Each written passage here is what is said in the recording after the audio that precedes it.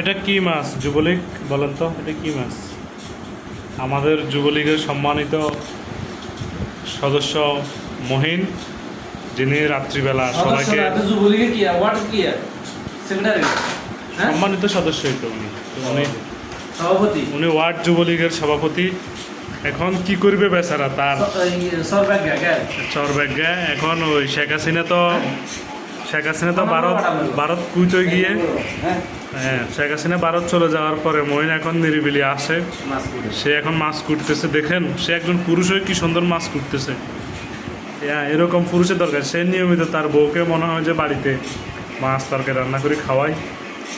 তো মহিন সাহেব, মাছ কুটি আপনার অনুভূতি কি, আপনি একটু বলেন দর্শকদের।